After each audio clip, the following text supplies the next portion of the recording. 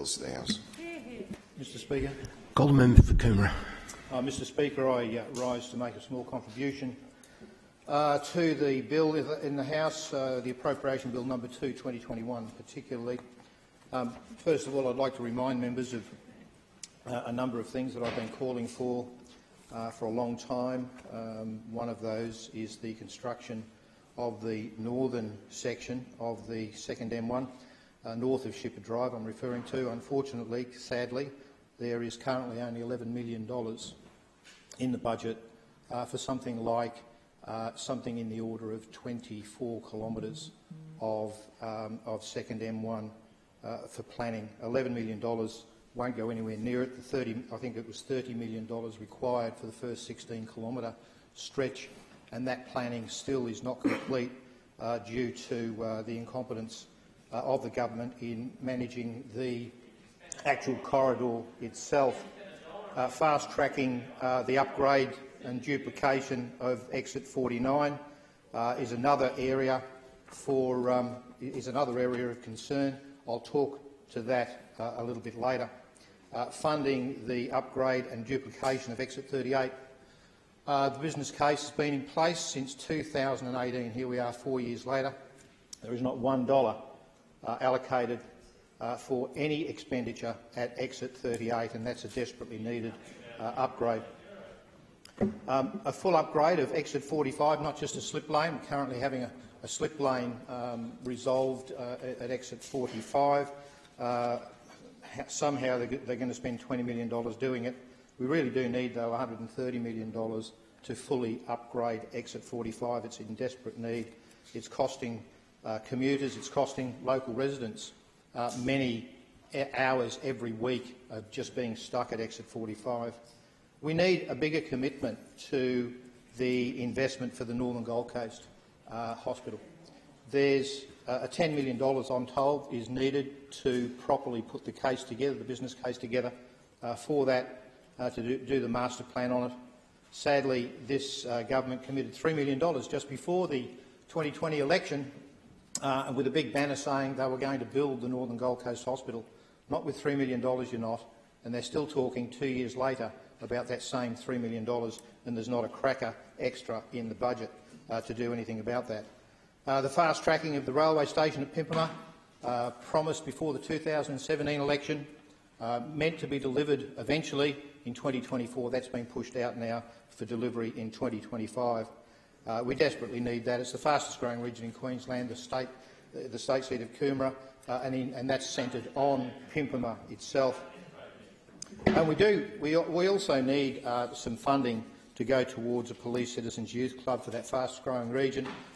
We have more than 20,000 young people going to school in the Coomera electorate, the highest number of any electorate in the state. We have the highest population, 84,000 people, far and above any other electorate in the state. More bus services for the Ormo-Coomera rail, from Ormo to Coomera railway stations, and the bus services from Beenleigh to Ormo railway station, desperately needed, and a regular bus service out to Jacobs Well.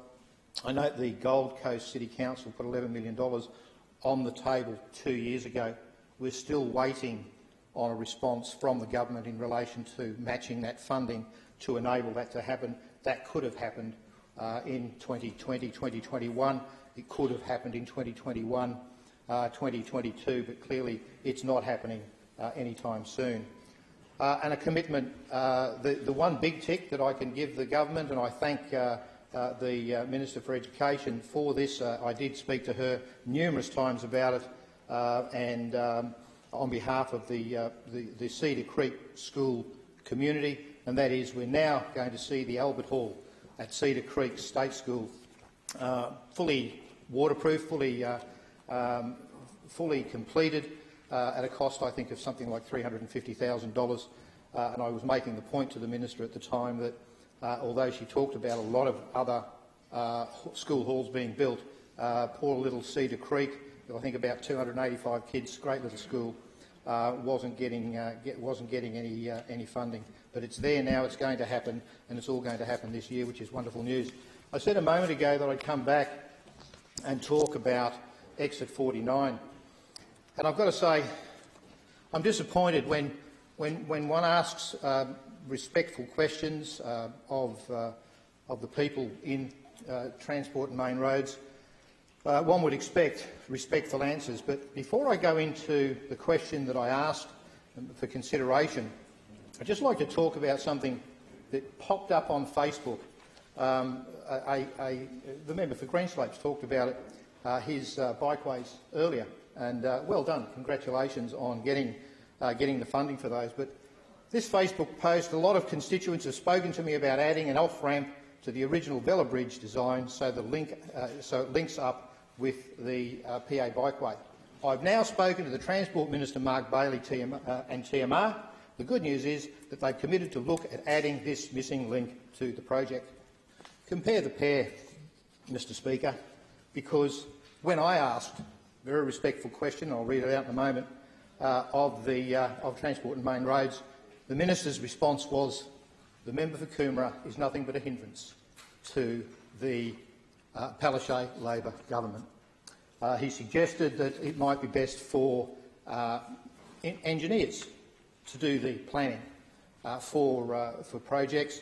So comparing the pair, it's okay for the member for Greenslopes to put his suggestions forward, but it's not okay for the member for Coomera to fight for his people, his community, and ask the same thing.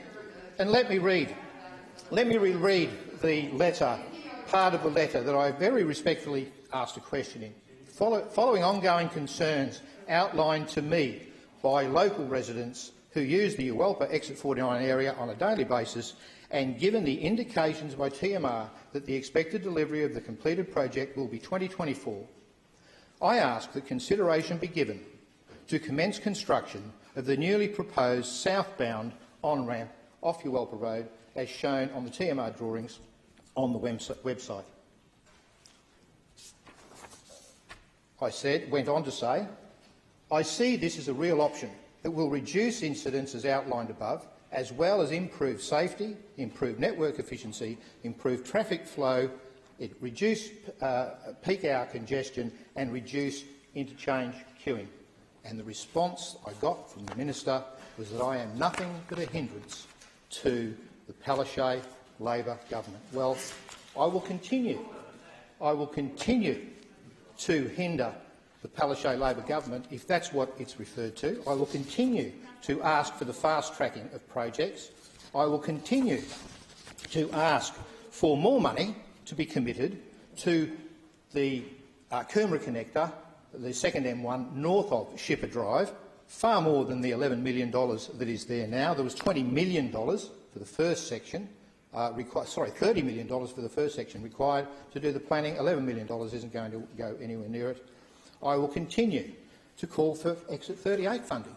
Where on earth is it? There was 4 years in the making. The business case has been in the Minister's hands for 4 years and there's not $1 available for anything to do with Exit 38. I'll leave my contribution there in the interest of time, and I do ask the Minister to please try and be more respectful when local members, such as the member for Greenslopes and I, as the member for Coomera, ask very relevant questions on behalf of our communities. It's only fair that we do get reasonable responses and reasonable consideration of those requests. Thank you.